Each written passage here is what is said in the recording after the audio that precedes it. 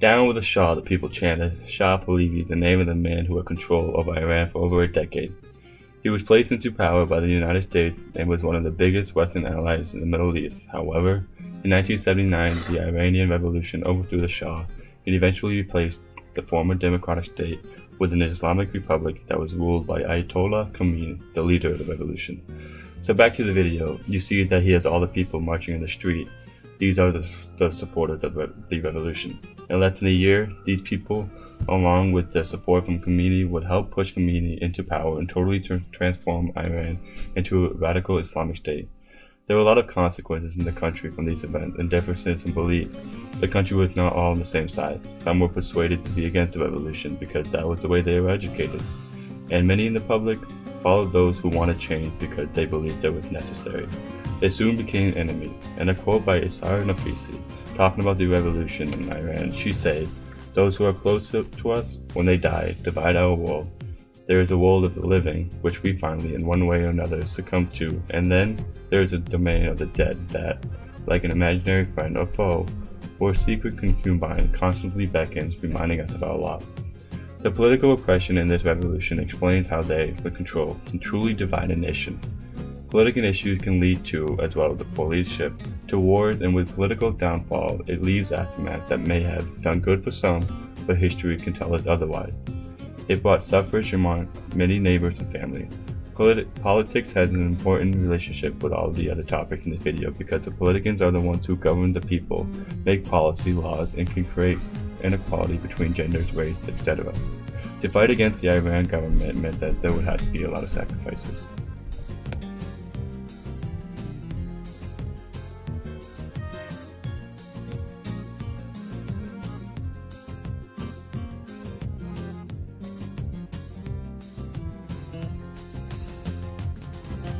Following the 1979 revolution, two factions struggled over the political future of Iran. On one side was the Republican faction with various ideologies ranging from secularism and socialism to communism. They believed that the legitimacy of a government depended on popular will. On the other side was the theocratic faction. They believed that legitimacy stemmed from the divine regulations. This blend of republicanism with religious authority is what forms the core ideology of Iran. Shortly after the revolution, by means of a referendum, a new constitution was drafted and ratified. The Islamic constitution was based on the works of Khomeini as described in his book Islamic Governance of the Jurist. The new constitution remodeled the country and laid the foundation of the Islamic Republic of Iran. Immediately following this, a war broke out with neighboring Iraq. At the same time, the leading Republican politicians and cultural figures were arrested, kidnapped, and tortured. The Communist Tudeh party was the first to get banned when nearly 10,000 of their members and sympathizers were arrested in 1982. Over the next few years, the other Republican-based parties were shut down. Anyone who spoke up against the system disappeared or was publicly executed. In 1988 alone, an estimated 30,000 Iranians were executed by the authorities. So the one big thing we wanted to hit on with this video of Persepolis was the fact of the American siege at the embassy. It was a big thing for Americans at the time, and it was kind of like the final knock of the Western idea out of the Islamic country of Iran.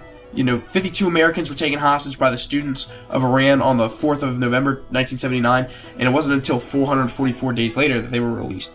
During that time, President Jimmy Carter organized a relief effort or a rescue effort, which ended up being a failed hostage rescue effort and attempt. And at that time, it really made the American people look weak in the eyes of the world. And this was just, I think, the final blow in a lot of our opinions of Western ideas and Western beliefs. Relations between Iran and Iraq worsened when the Ayatollahs took over. The Iraqis claimed that the Iranians were refusing to implement border agreements, and the first skirmishes broke out. In the first big incursion, Iraqi tanks rolled into Zain al-Qaus on September the 7th. 2 days later, they occupied the border village of Saif Saad. On September the 17th, the Iraqi army captured a group of border posts in the south, and then the war began in earnest. At the beginning of last week, Iraqi MiGs bombed 10 Iranian airfields. The next day, the Iranians hit back, and 3 British workers became the first foreign victims of the war. The first major territorial gain came last Wednesday, when Iraq claimed the capture of the town of Qasr Shireen in the north. Qasr Shireen was the first Iranian town of any consequence to fall to the Iraqis, and our visit here today is the first independent confirmation of its fall. The Iraqis say they have no long-term intentions to occupy Qasr Shireen. They'll use it, they say, to force other concessions out of the Iranians. Iraq's next major gain was the border town of Mehran, but an Iranian counterattack now puts that in doubt. Then the fighting switched to the vital Shatt al-Arab in the south. The Iraqis crossed the waterway and besieged the port of Khorramshahr.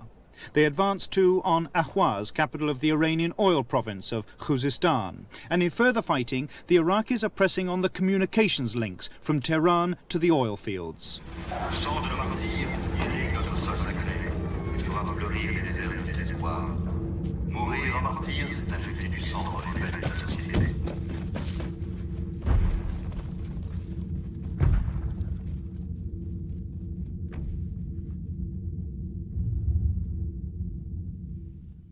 Throughout these different ordeals that were facing the country, Margie, the protagonist, was facing one herself, being independent and voicing her own opinions as a woman when most would not. La dame avec le sac en bandoulière, arrêtez de courir. La dame avec le sac, arrêtez de courir. Et toi, ne cours plus.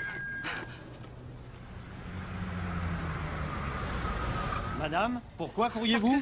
Je suis en retard. J'ai cours dans 5 minutes. Oui, mais faut pas courir comme ça. Quand vous courez, votre derrière, il fait des mouvements. Comment dire, impudiques. Eh ben, vous avez qu'à pas regarder mon cul!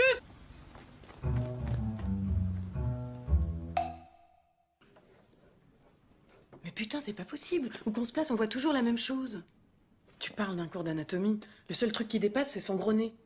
Vous devez vous présenter immédiatement à l'université centrale. Tous ceux qui s'absenteront seront renvoyés pendant 2 semaines.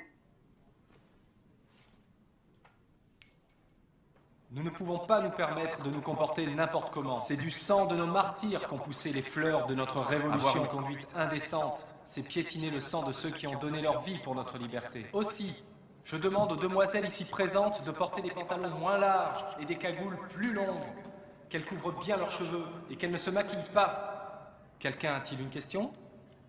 Sinon, la séance est levée. Oui ? Vous dites que nos cagoules sont courtes, que nos pantalons sont indécents, que nous nous maquillons, etc., etc. En tant qu'étudiante en art, une bonne partie de mon temps se passe à l'atelier. J'ai besoin de liberté de geste afin de pouvoir dessiner. Une cagoule plus longue rend la tâche encore plus difficile. En ce qui concerne nos pantalons, vous leur reprochez d'être trop larges alors qu'ils cachent efficacement nos formes. Sachant que ces pantalons sont actuellement en vogue, je pose la question. La religion défend-elle notre intégrité physique ou s'oppose-t-elle simplement à la mode? Vous n'hésitez pas à nous faire des remarques, or, les frères ici présents ont toute forme de coiffure et d'habillement. Parfois, ils mettent des vêtements tellement serrés qu'on arrive même à voir leurs dessous. Comment se fait-il que moi, en tant que femme, je ne puisse rien éprouver en regardant ces messieurs moulés de partout, mais que, en tant qu'homme, puisse s'exciter sur nos quelques centimètres de cagoule en moins? Ah, c'est bien. C'est comme si tu leur avais coupé leur petite bite. S'il te plaît, enlève cette saloperie de cagoule. Ça me rend claustrophobe. Je finis par oublier que je l'ai sur la tête. N'oublie jamais ça. C'est la peur qui nous fait perdre notre conscience. C'est aussi elle qui nous transforme en lâches. Tu as eu du cœur. Je suis fière de toi. C'était magique. Mamie, comment tu fais pour avoir des seins aussi ronds à ton âge? Je les mets 10 minutes chacun dans un bol d'eau glacée tous les jours. Tu me manqueras. Je viendrai te voir. Écoute, je n'aime pas te faire la morale, mais je vais te donner un conseil qui te servira à jamais. Dans la vie, tu rencontreras beaucoup de cons. S'ils te blessent, dis-toi que c'est la bêtise qui les pousse à te faire du mal. Ça t'évitera de répondre à leur méchanceté. Car il n'y a rien de pire au monde que l'amertume et la vengeance. Reste toujours digne et intègre à toi-même.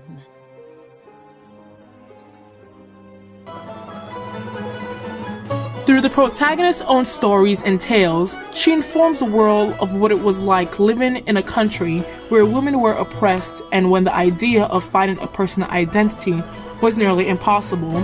Through her trials and triumphs, she finds comfort and guidance within her family and friends, and through this, she was able to be free in a country where freedom was no longer an option.